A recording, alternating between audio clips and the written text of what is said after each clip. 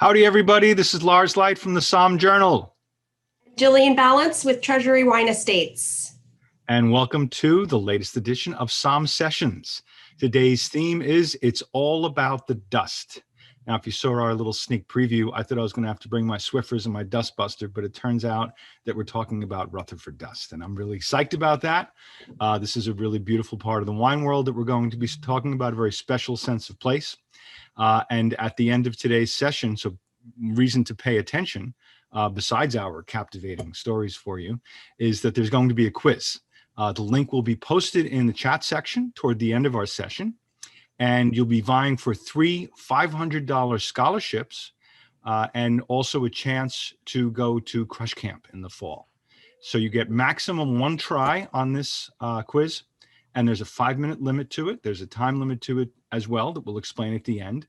Basically, it's the most correct answers in the shortest amount of time. We have to tell you, though, that multiple results from the same IP address will be disqualified. So keep it clean, keep it clear, and the results will be posted tomorrow. So we're going to jump right into this and talk about this beautiful area. Is that okay, Gillian? Can I go ahead? Absolutely. All right. So we're talking about beautiful Rutherford in Napa Valley, and I think that you have the driving mechanism there. So I'm going to ask you to go to the next slide, please. Mm-hmm. Beautiful part of the Napa Valley. Still very beautiful part of the Napa Valley. You see these beautiful old vines there. There we go. So a little bit of history, because I'm a history buff. The history of Rutherford as a settlement dates back to the 1838 when General Vallejo granted a land deed to George Yount. Of course, we know that name from Yountville. And he had the Rancho Camus land grant, 11,000, almost 12,000 acres. That's pretty impressive. Yeah. 26 years later, he made a grant to a wedding gift to his son-in-law. I guess something good does come from father-in-laws after all. He gave him about 1,000 acres portion of that Rancho Camus as a wedding present. That's a pretty nice dowry. And Thomas established himself as a grower and producer. I guess, you know, that proves the old adage that if you the best way to start get a small fortune in the wine business is to start with a large one. In 1879, Gustav Niebaum came into the neighborhood, and he established Inglenook, which was the first bonded winery in Rutherford. And then in 1885, famous senator built a winery that eventually became the BV Winery. And by 1889, Inglenook was doing some fantastic things and literally put Rutherford on the map in terms of the awards he was winning. And speaking of maps, here you can see Rutherford beautifully smack dab in the middle in all senses of Napa Valley, embedded right within it. And it's one of the few that really covers the entire breadth of the valley from toe hill to toe hill of the Mayacamas and the Vacas Mountains. Go to the next slide, and we'll see that I always like to quote movies. The river runs through it. As I said, we're mid-valley. It's about 14 miles north of the city of Napa. And there are the geology is basically alluvial fans. So alluvial coming from the word rivers, from the river term, the old ancient name for the Roman name for rivers. It's in basically the area there. The Rutherford Bench is on a ancient stream bed. So you have gravel, loam, and sand, a little bit of volcanic deposits and marine sediment that have eroded down from the mountains. But this soil is generally very well draining, which allows the vines to really reach in deeply. And of course, the other, microclimate includes all these factors. So the climate is a very important part of it. And this area tends to be a little bit warmer than Oakville and Stag's Leap to the south and to the east. Summer temperatures get around to the mid-90s Fahrenheit. Very large diurnal shift because of that shadow in the mountains there. They get a little bit of morning fog, not a lot. More influential is the fact that the western bench of the Rutherford area is a little bit cooler in the afternoon because of that mountain shadow. And of course, there's obviously good proof to all of that because it is home to some of the most historic and world-renowned wineries in Napa in the world, I would say. Wouldn't you agree with that, Gillian? Absolutely. And I have to say, I'm right here in Rutherford today, which is such a gift. Nice. But it definitely started out at about low 30s in temp, and we're already up to, I'd say, mid 60s right now. And Wow. so yeah, huge shift, which is very impactful on viticulture here. Well, here in New York this morning with 2 feet of snow on the ground, we started at 24, and now I think we're up to 28. So that's a different kind of shift. And it's a good reason to drink Cabernet Sauvignon. Absolutely perfect. Warms the bones. Fire too. So I just wanted to highlight this quote because I thought it was so great.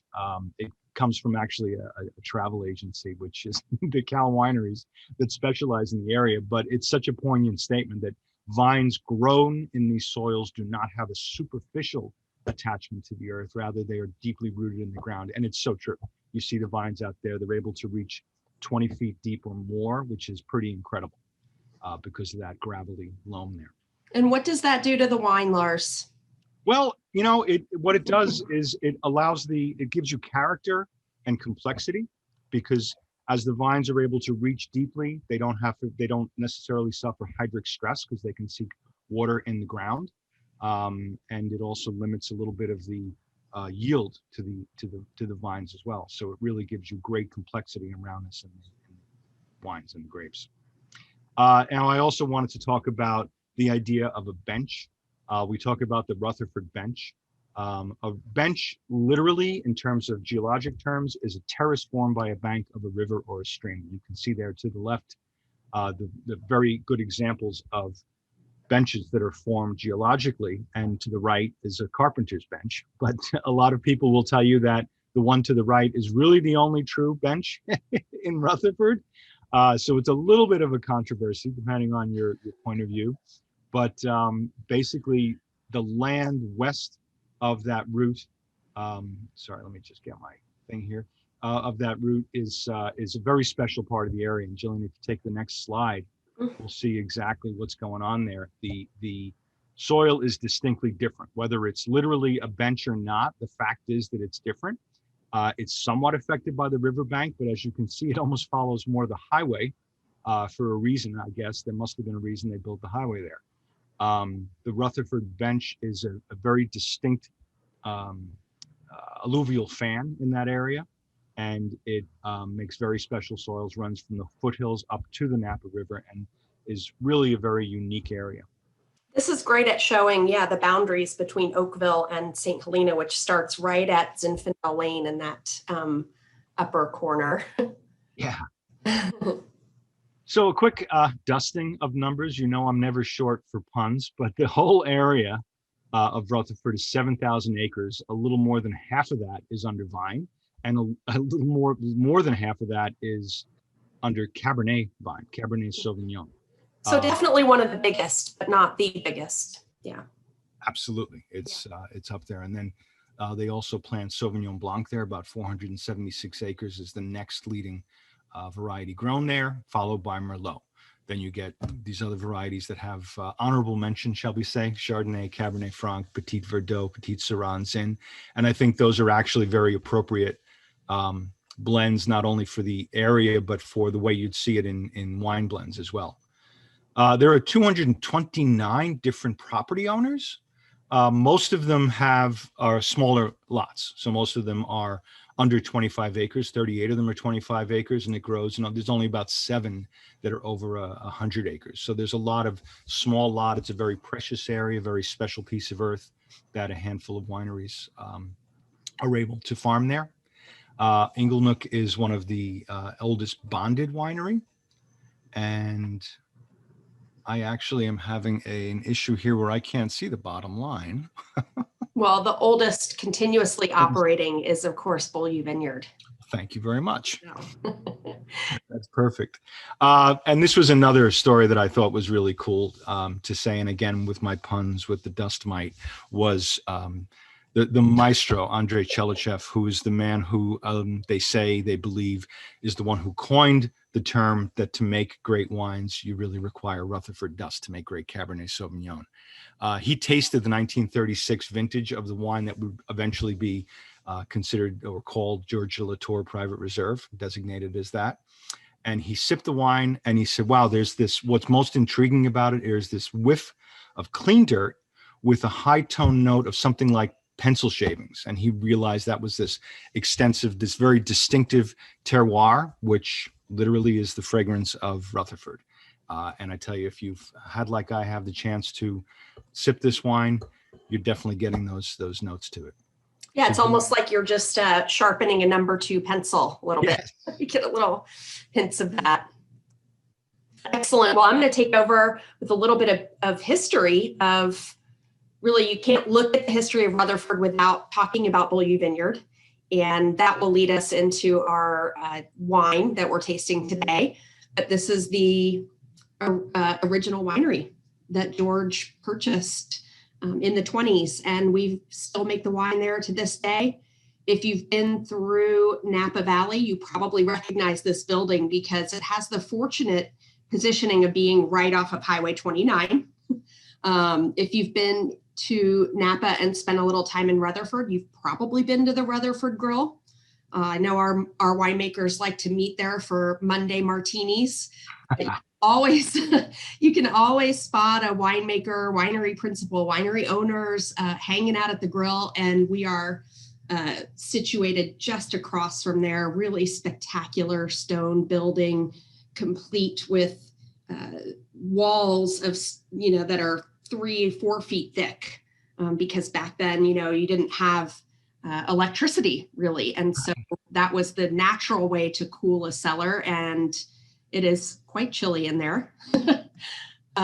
This is a picture of the founder, George de la Tour, and some of the earlier vineyards that he purchased that we still make wine from today. So talk about really being historically rooted in this great region. That is something that George de la Tour, that was his mission, really, was to establish Rutherford as one of the greatest winemaking regions in the world. So we like to say there's a legacy of excellence that was started here by George. It's the oldest continuously operating winery because of he produced wine for sacramental purposes, and everybody was converting back then. I think a lot of that was that kind of sticky, sweet, Sauterne-like wine that would be served again for sacramental reasons in churches. So he actually was growing the business during Prohibition when most wineries were folding during that time. I love the story, Gillian, if you permit me. I love the story about how when he found the land there, he and his wife had been looking around, and he found this plot up in Rutherford, on the Rutherford bench, and he told his wife, "You must come see it." And she got there and she looked and she said in French, "Que bel lieu." So that's how it became Beaulieu, was what a beautiful place. And boy, absolutely. And it was back then, and it still is today, thankfully. Vines far outnumber people here. But yes, Fernand did exclaim "Que Beaulieu." And so that's really how Beaulieu Vineyards began. Very small, because George was in the tartrate business. So in subsequent visits up to Napa Valley, he would come and scrape the tartaric crystals, post-fermentation from the barrels, and make cream of tartar. And that's really what brought him up here. Now, since he had moved from southern France and saw his family's vineyards completely decimated, he really recognized this area and wanted to establish a winery up here. He saw a lot of similarities between Bordeaux and Rutherford, and thought there was no reason why he couldn't emulate that here, right here in Napa Valley. He brought in some cuttings from Bordeaux as well, didn't he? He brought cuttings. He brought Andrei Chalichev from France to lead the winemaking team, and Andrei was a scientist, so he was plucked from the Pasteur Institute. And really, at that time, things that we take for granted, temperature-controlled fermentations, having cleanliness in the winery to prevent bacterial spoilage. People were not equipped with that knowledge back then. So Andrei really is credited for bringing things like that here. Today, Beaulieu Vineyard farms over 1,100 acres, really with the bulk of our vines being right here in Rutherford. and that continues to be the focus. Our current winemaker is Trevor Durling, who worked at Provenance here in Rutherford prior to coming over.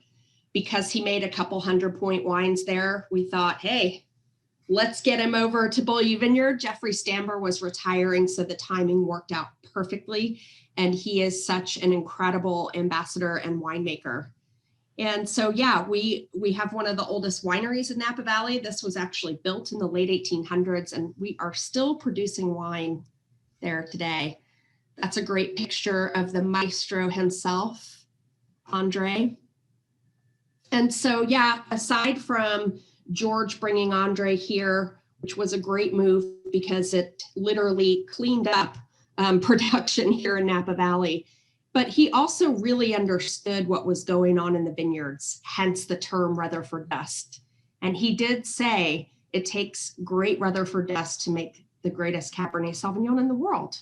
So, and he was a mentor. He shared information. So Joe Heitz, Louis Martini, Mendavis, Mike Gergich, he, fostered their careers and really helped, again, grow the industry here in Napa Valley at a time where nobody else was doing that and introducing, like I said, a lot of great hygienic practices.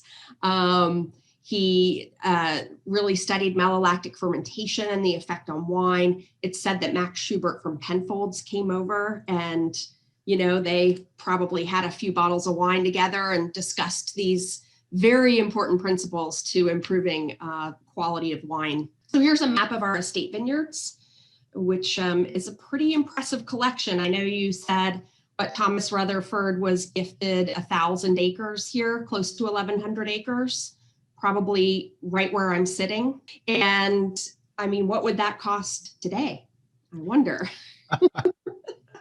I mean, because this is really the prime dirt. And you ask most winemakers in Napa Valley where, if they could choose one place to make wine from, where would it be? And it would be the Rutherford Bench. So this is just a map of our beautiful vineyards. Andre, very instrumental in encouraging plantings down in Carneros as well for our Chardonnay and Pinot Noir program, but he really kind of recognized that very long time ago before all the champagne houses came in and started planting grapes like Taittinger and Mumm and Moet and Chandon. We already had these ranches established in the Carneros AVA. So really beautiful. Oh, and we farm quite a bit of fruit up in the warmer climate of Calistoga. We have a little experimental patch that actually grows some Touriga Nacional for our fortified wine program, which is cool. So this is the most iconic wine, I think, one of the most iconic wines of Napa Valley that I've had the pleasure of tasting back to the 60s. And the consistency is incredible. It really bears the footprint of the vineyard in the glass, regardless of how winemaking has changed or technology. It's still the same dirt, and that definitely comes across in this wine. Andre did taste this wine. It was a couple of years after George passed away, and he tasted this wine and thought it was amazing, and they decided to bottle it and obviously pay homage to our terrific founder, George de la Tour, and called this George de la Tour Private Reserve. Arguably, Napa Valley's first kind of Grand Cru, because it was essentially made from ranches 1 and 2, basically one vineyard or cru. Yeah, and we've been making it ever since 1936. Pretty cool. If you recall this morning when I logged on and we were alone, I asked you if you were able to hear all the way from Napa my scream from New York when I opened and first tasted this wine, because it is absolutely beautiful. Yeah, I almost spilled my coffee. Yeah.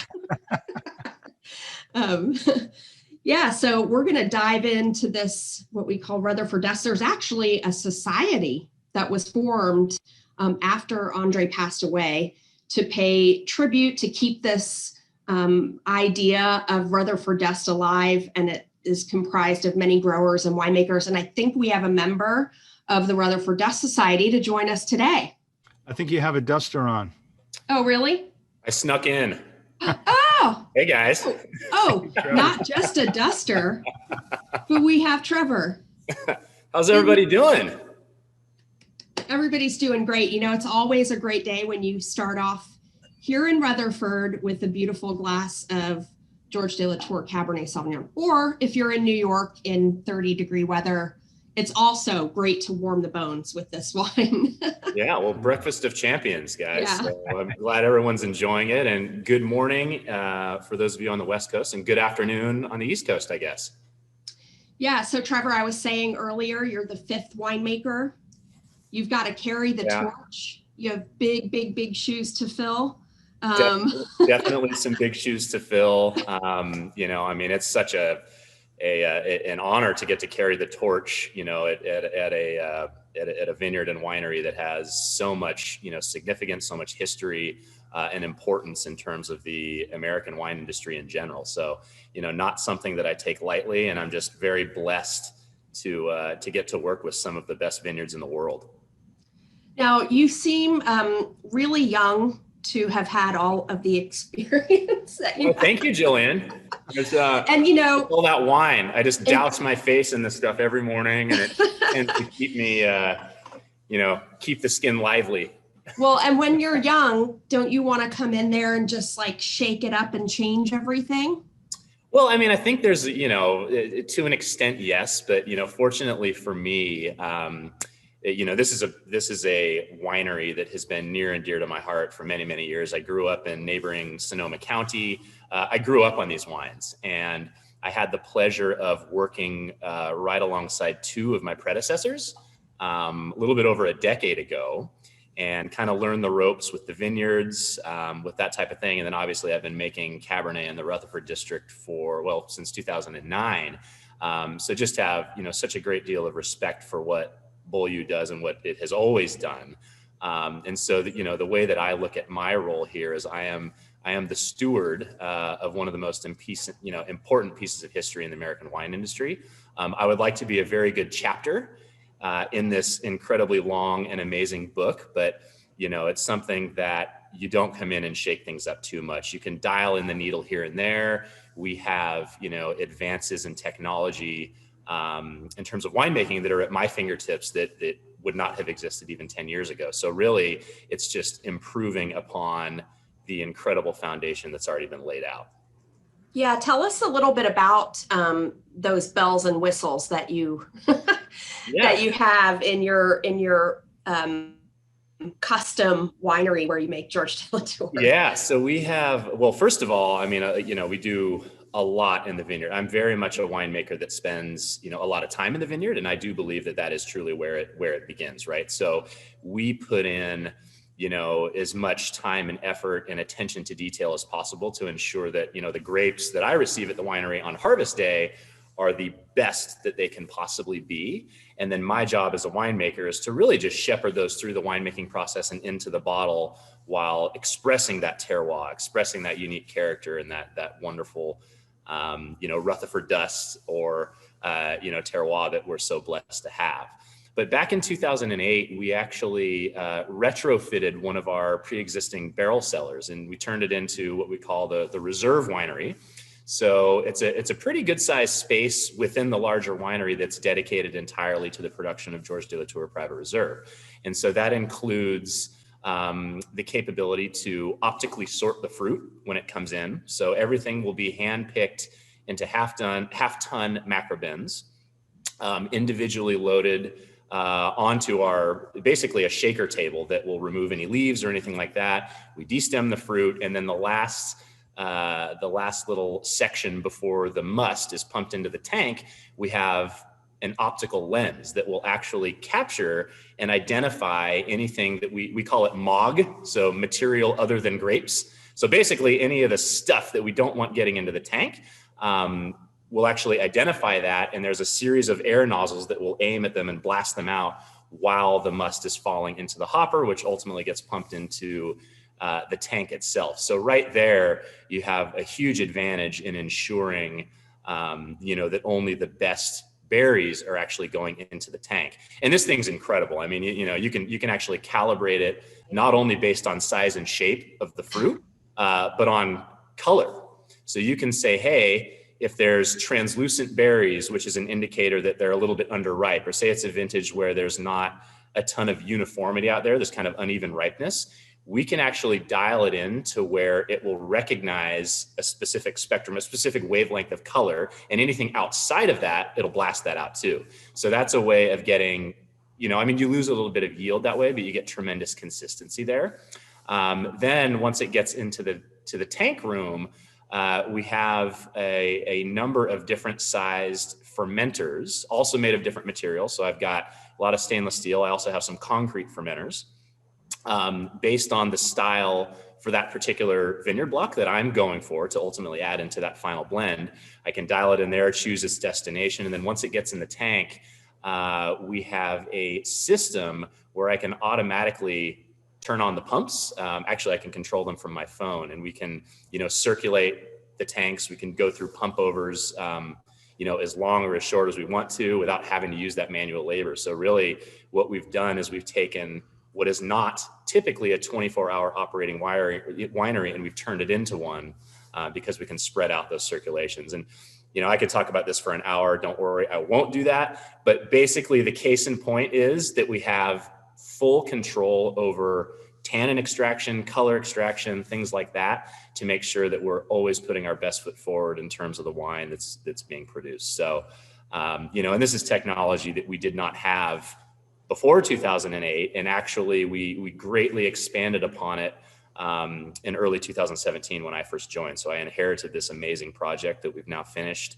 And I would say we are one of the most technologically advanced wineries that exists today. Yeah, I think I need one of those optical sorters for dating. Wow. Yeah, I love it. I mean, really, yeah, to see the bells and whistles in that winery, it's pretty incredible. And you have a personal invitation from myself and hopefully from Trevor too. Absolutely, bring it on today to come and visit and really take in the history of Beaulieu Vineyard. It's quite spectacular. I love the heritage room because you can get lost in there. That's where you are. Turns out that's where I'm sitting right now. Looking at original receipts from selling wine to the churches. And I mean, it's so cool. And just all of the innovation too back then that, still continues on today. It's pretty cool. Well, I'm glad you touched on that, Gillian, because that's another kind of pet project that I'm running through right now with my team, which is to really resurrect a lot of this historical information, a lot of these old documents and permits. We're going to be cataloging them. I mean, I'm sitting here in this room that was built in 1885. And, if these walls could talk, right, we're just sitting on this amazing wealth of history and a foundation that's so cool. And so, I'm putting a lot of effort into sorting through that and really retelling the amazing story of Beaulieu Vineyard in a new and refreshing way. Before we jump into the wine and have you kind of walk us through that, we have a couple questions. Due to the ancient history of Rutherford, why did it take it so long to become an AVA in 1993? I saw that one. That was a great question.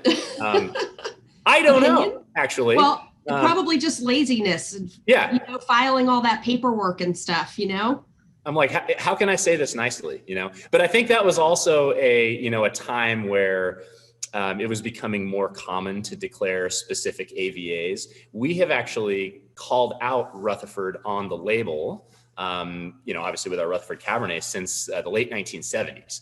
And so even before it was declared as a legal appellation, we were declaring Rutherford on the label, right? And so that just has to do with when essentially, you now have an appellation that is regulated when it comes to the label to make sure that you're at least 85% from that area, which of course we've never been, south of that.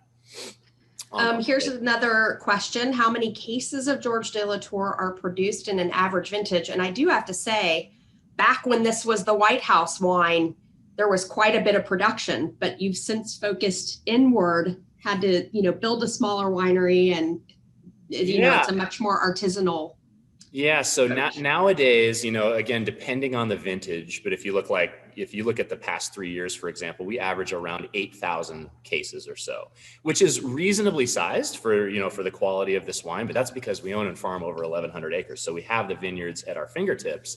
I think the height of Georges de la Tour Private Reserve in terms of volume would have been in the late 70s, early 80s. And I think the record was around 31,000 cases.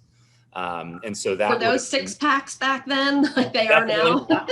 Definitely not. And we went to that probably more for ergonomic reasons than anything. Because try carrying a 12-pack of this with a relatively, it's not the heaviest bottle in the world, but it takes a little bit of effort to lug around 12 bottles.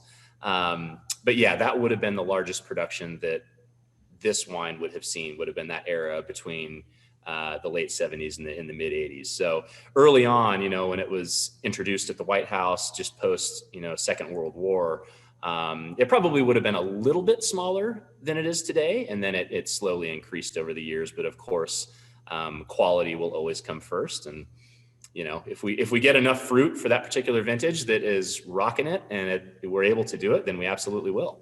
Yeah. And I forgot to mention that post-Prohibition, right? George was amped up, ready to go. We're right near the railroad, so the wine could easily be transported down to the port cities and shipped out all around the world. And people were thirsty. One of the extreme quality control measures that he took even back then was to estate bottle, if I'm not mistaken. It was one of the first wineries to bottle their production when things were being shipped out in all kinds of vessels to merchants who were diluting the wine. And so another feather in the cap of that quality conscious effort, even way back then. Yeah. And that was a way and you said it perfectly. I mean, that was a way to ensure that, hey, the quality in this bottle, this hasn't been diluted. This is from our estate vineyards. And luckily by that point in time, I think you probably said it earlier, but Georges de la Tour was able to quadruple the size of Beaulieu Vineyard during Prohibition, which is unheard of. And so in 1933, when Prohibition ended, he found himself in a position of having a wealth of vineyard land. And that's when he truly turned his focus on really uplifting the quality of the wines, not only for Beaulieu, but he really wanted to put Rutherford and ultimately the Napa Valley on the world map, and hence bringing Andrei Telechev into the picture in 1938. I did see a question that came through really quick, not to digress, but that was what was Andrei's last vintage here at Beaulieu? So it was 1973. Although he then came back as a consultant at 90 years old in 1991, and he passed away in 94. So my two direct predecessors got to work directly with him, which would have been I would kill for that opportunity. It's pretty cool. Incredible. Well, let's get to the wine. I mean, I'm astounded by the beautiful aromatics coming out of the glass. And just so you know, Trevor, 60 lucky attendees today are sipping the wine along with us. All right. The bottle of the 2017 Private Reserve Cabernet Sauvignon. So kudos to them, because you have to sign up. Be the first of 60 people to sign up to get the bottle. So walk us through the blend, where you're sourcing, and just some of the specifics of winemaking. Sure. Well, that's fantastic. I always hate doing this when I feel like I'm the only one sipping on wine on the screen. So it's great to hear that you guys are getting to enjoy it with me. Lars barely has any left. Yeah, I'm pretty sure. His bottle's almost gone. I would expect nothing less, Lars. Well done. He's on the East Coast, so it's what? Oh yeah, it's already after. You've already had lunch, probably. It's perfect. Good. So this is a fantastic vintage, in my opinion, of Georges de la Tour Private Reserve. 2017 was an interesting growing season, I will say that, and I'm extremely happy with how the wines turned out. Slightly lower yielding than we would normally see. We did have some heat waves come through in the summer, which dropped a little bit of yield, and it kind of pushed harvest forward. So it was a growing season that I would consider to be relatively warm overall. We got quite a bit of rainfall in the springtime. Vineyards got off to a running start. That was great. And then of course we had the fires to deal with right at the kind of in the middle of harvest. And luckily for us, because of our location within Rutherford, and also the fact that the vintage was earlier than normal, I had already harvested the majority of the fruit. And we were also in an area that was relatively unaffected by those fires. So, I almost feel a little bit guilty gleaming about the quality of vintage 17, because there were a lot of people that, weren't as fortunate as we were. But I'm really, really happy with this wine. I think it has a really nice level of freshness. So I love that acidity in there, which is something that, I really go for in our winemaking style, because I think that is what really helps to best express that terroir.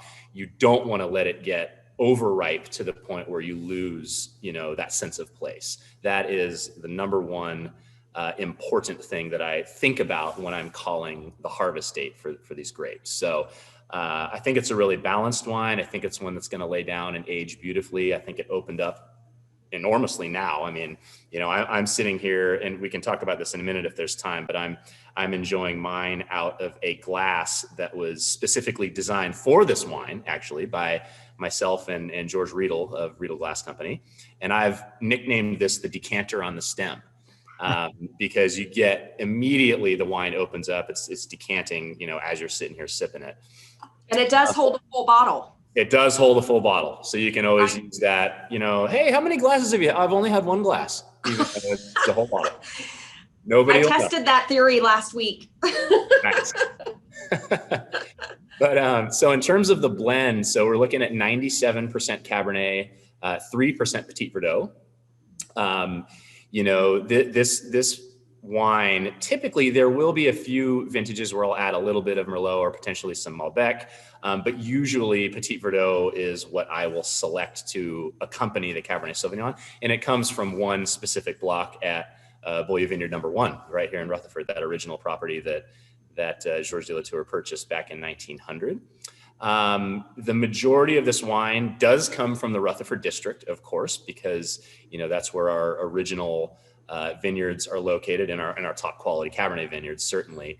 But then we do have some really nice Cabernet also growing at Beaulieu number 12 up in Calistoga, where I'll use a little bit, and then a touch from a little bit south of Rutherford in the Oakville district as well. But really, this is Rutherford centric. It's something that I really want to scream Beaulieu Vineyard and Rutherford dust ultimately. Let's talk about that dust.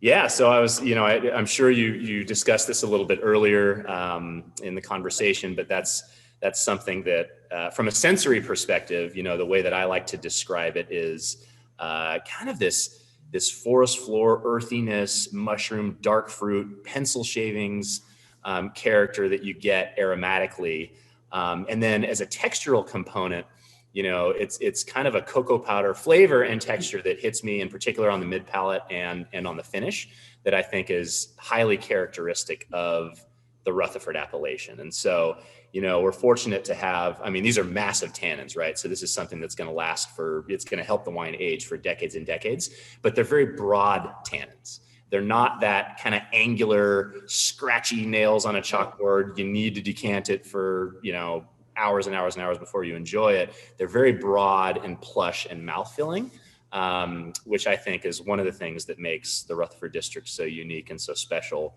when it comes to making Cabernet Sauvignon. And it really carries the finish too. It does. It broadens on the palate after you taste the wine, which is exactly. It's very broad. It's very long. It's very fresh. It doesn't fall off a cliff. That's one of my favorite parts about this wine, is that really long finish. But interestingly, the term Rutherford dust, that comes from something that Telechef was quoted as saying back in the 60s, which is that it takes a lot of Rutherford dust to grow great Cabernet. And what he really meant at that time was the terroir. He's talking about the soil profile, the place that Rutherford is. And very quickly after that, it became used as a sensory term quite regularly. And so I think, you guys tell me, but I think a lot of somms, when they're trying to, if you're doing a blind tasting and you're trying to pick out the origin of the wine, that Rutherford dust character is something you'd look for from this region, right? It's unmistakable and incredible to me because Oakville is so close. and yet the wines are so incredibly different. So is St. Helena. And it's just this really cool area that it sets it apart. Well, and keep in mind, you're going to see a difference in tannin profile and whatnot, depending on if you're on the west side or you're on the east side, right? So we're on the western Rutherford Bench, which mostly, which is at the base of the Mayacamas mountain range, which of course divides Napa and Sonoma. And that's an alluvial fan. And so you've got, geologically speaking, that is an older part of the valley or of the Rutherford district versus the eastern side off the Silverado Trail, which is at the base of the Vaca mountain range, which is a lot more volcanic in nature. And so, for example, without getting too geeky with this stuff, you get higher levels of magnesium in those soils, and things like that. So you have different, nutrients there, which of course would adapt, help you make decisions on what rootstock to plant or how those wines are how the grapes are going to grow and how the wines are going to express themselves. And that's one of the things that I think is so special about the Napa Valley, is the fact that it's such a relatively small region when you compare it to a lot of, other famous grape growing regions around the world, yet it has over half of the world's known soil types in that small area, which is one of the things that's just, it blows me away, because it allows you to make this incredibly diverse spectrum of wines from a relatively small area. We have a pretty cool comment / question here regarding the use of American oak barrels back in the day. Somebody knows the history. Was one of my original aha moments in wine, especially in the 60s and 70s. 68, 70, and 74 were superb. I think those are some of your favorite vintages too, Trevor. Yeah. I think they lost their way in the 80s and beyond. I was missing the American oak, but hopefully you'll get back in the direction. 2016 was great, and I am tasting the 2017 during this session. Nice. So yeah, I can elaborate a little bit on that. So what we do mostly today, we use French oak in this particular wine, because stylistically, the French oak tends to be a little bit more restrained. It's a little bit more structure building. It doesn't have that lactone, which American oak can have quite easily. And what I mean by that is, you get the coconut, vanilla, really over the top flavors. And so interestingly, if you look back at those back vintages of Georges de Latour, yes, they were using American oak, but they were never new barrels. So keep that in mind. That is a key. There is a huge difference between filling brand new American oak barrels with wine versus barrels that have been already filled for a year or two prior to going into them. And so the very first vintages of Private Reserve were French oak. That was something that Tellechef was famous for, bringing those over, insisting that they would do that. And then when the Second World War broke out, it became almost impossible to source French oak. So they converted to the use of American oak just because it was more readily available. But Tellechef hated what was happening when he filled new barrels with his wine because of those lactones, the aggressive tannins, et cetera. So completely backwards to, compared to anything that we would do today, what he did was he would actually take those new barrels that had never been filled, and he would put the lower tier wines in them for about a year. And then once they've extracted a lot of those harsh tannins and the coconut and all those things, he would rack out of them, and then he would fill them with Georges de Latour Private Reserve. And by that point, most of the flavor profile from the oak had already been extracted, and now you're just going for that oxygen that's coming in through the pores of the wood, et cetera. And that's something that continued on actually until Tellechef came back as a consultant in 91. So those vintages of the late 80s and early 90s were kind of the transitional year where they converted back to French oak because, I think stylistically, smaller grain size, that kind of thing, it just made better sense for the quality that they were looking at. And there was a famous conversation that always I just get a kick out of it. So I'm pretty close with one of my predecessors, Joel Aiken, who had He's actually on right now, Trevor. Oh, no way. How many Joel Aikens? That's pretty funny. Hi, Joel. Are there? And I just want to say too, I've had some incredible vintages from the 80s. Oh yeah. And me too. So the 87, I think anyway, that's one that stands out to me that I think is absolutely incredible. But the way that Joel has told me this story, and he can jump on and correct me if I get, a phrase or two wrong here, but Andre, had come back as a consultant, and keep in mind, he's 90 years old at this point in time. They're slowly walking him through the cellar with probably the president of the company, the winemaking team, and everybody is just, so excited and eager to be able to spend this time with the legend, Andre Telechev. And they're walking him through the cellar and they're kind of reassuring him that, hey, we're still taking the same approach to winemaking. We haven't changed anything here. We've advanced in technology, et cetera. But, those core values, we're using the American oak barrels, blah, blah, blah, blah, blah. And at some point during that conversation, Andre stopped dead in his tracks and he said, well, I've changed a hell of a lot in the last 20 years. Why don't you? You might want to consider getting some French oak barrels back into the system, and it might actually work for you. So I told you so moment. Yeah. And so I think there was a bit of a transition there. And then probably by the mid to late 90s, it had been converted pretty much back to French oak. We now, when you look at the vintage 17, I mean, this is a little bit more than 90% new barrels. Which means that, you would think on paper that's going to have a big presence of oak tannin, big oak profile. But the fact that the wine itself is so strong, it has a core that is just incredibly powerful in itself. It will not be overshadowed or overpowered by that French oak. So, it'll get the roughly 22 months in barrels. And then I also actually do quite a bit of barrel fermentation on the skins, which is just as much of let me repeat that, barrel fermentation. So we're popping the heads off of barrels. We're crushing about 400 pounds of must into the barrel after they go through the optical sorter. And then we close the barrel back up and we roll them during the fermentation process. So yes, it is a pain in the butt and it is extremely labor intensive, but it is well worth it because that becomes a blending component that just has this amazing velvety textural profile. You're actually getting a little bit more tannin from the wood itself than you normally would in a stainless steel fermenter, but it gives you the perception of softness, plushness, roundness, helps the wine become approachable relatively early on, and it blends beautifully.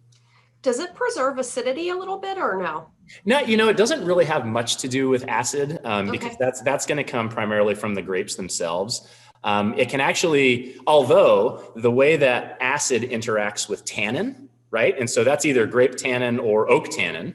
That can affect the perceived, acidity in the wine, just even though the number might not change, your tannin and acid combination can change how the wine is perceived overall. So that's really, that interaction would have some effect a little bit. But generally the result that we see is it actually softens the wine in its youth, which is counterintuitive because actually you're beefing it up. You're making a bigger, more robust wine because you're getting that oak tannin earlier on. The heat of the fermentation helps to extract that.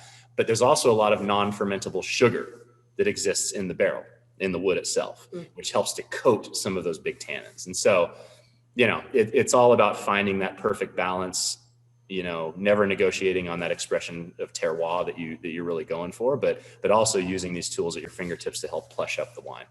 I'd say that you have found the perfect balance, Trevor. I don't know if Lars would agree. Absolutely. I'm going back to that quote from Chelachev talking about high tone flavors and the pencil shavings, and it's all right there. It's amazing. Yeah, there's a beautiful mineral kind of graphite component to this. Matt Morgan said, how and where can I get your glass, Trevor? So the glass. Get them from the tasting room. They're sold out of the tasting room. But Matt, if you win, I will send you a pair of George de la Tour glasses if you win today. They're pretty awesome. And Trevor, you have given us so much information. I feel like we should have made the quiz harder. Well, it's a pleasure to be with you guys, and thanks so much for doing this and for inviting me. I appreciate it, and it's always we're giving away 3 $500 scholarships today. Oh, amazing!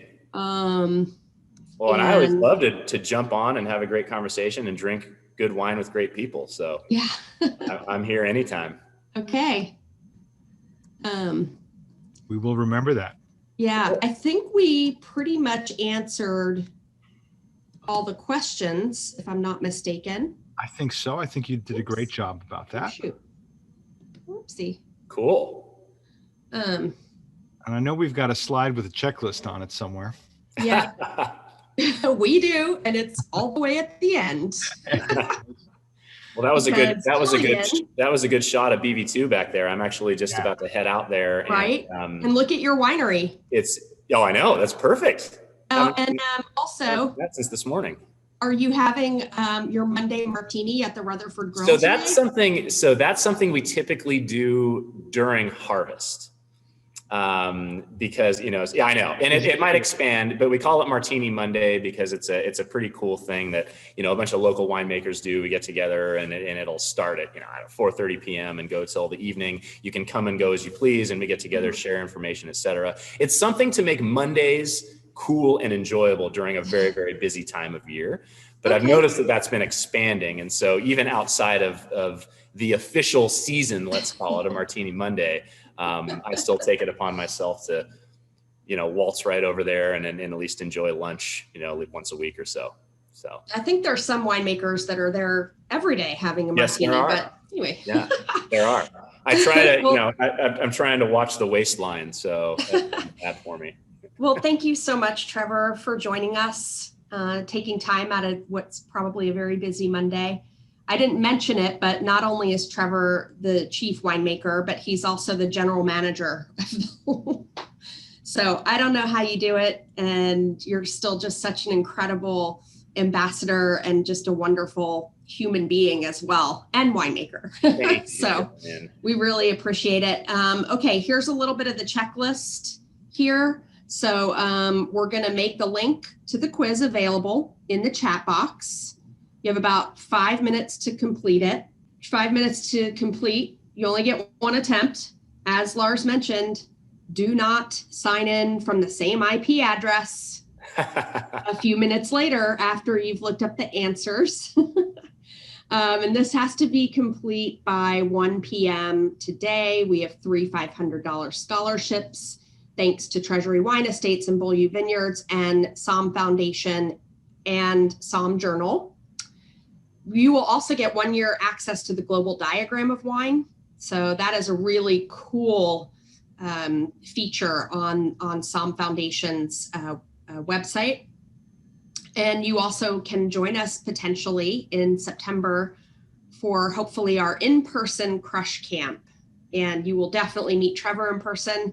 You'll see that beautiful optical sorter and all of his beautiful little tanks and barrels, and him as well, and his fabulous winemaking team. Yeah. So our next Somm session is Penfolds, because we are launching our first ever California collection. The registration link will be emailed to you. It's not going to be emailed today, and it's going to be on March 8th, Monday, March 8th at 2 p.m. So yeah, we're releasing our inaugural collection. It's got a twist, California sun, California soil, and everything Penfolds in between.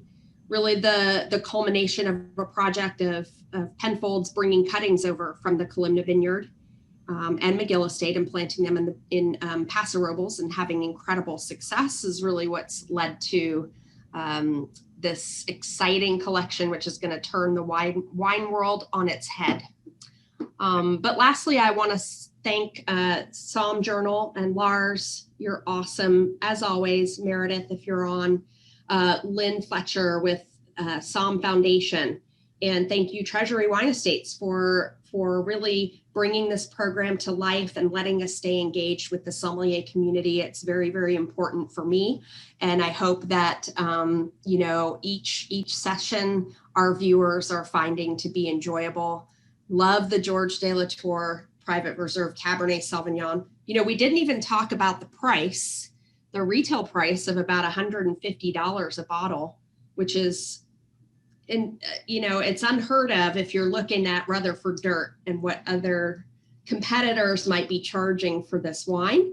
And it's only because of that long farming history. So, and kudos to you, Trevor, for making an absolutely exceptional 2017 vintage. Lars, do you have anything in closing? I just want to make sure everybody knows that the quiz link has now been posted. Oh, the quiz link has been posted. The link has now been posted. That must be what Megan was trying to tell me. She's like talking and I'm trying to talk. Okay. that and just to echo the beauty of this wine, really. Absolutely. And winners will hear from Lynn from the Somm Foundation shortly after the quiz is expired. All right. Well, good luck on the quiz, everybody. Yeah. And good luck. I might take it for fun. But thank you guys so much, Lars and Gillian, for having me. And I hope you guys have a wonderful rest of the day. Yay. Thank you, Trevor. Cheers, everyone. Cheers. Thank you so much.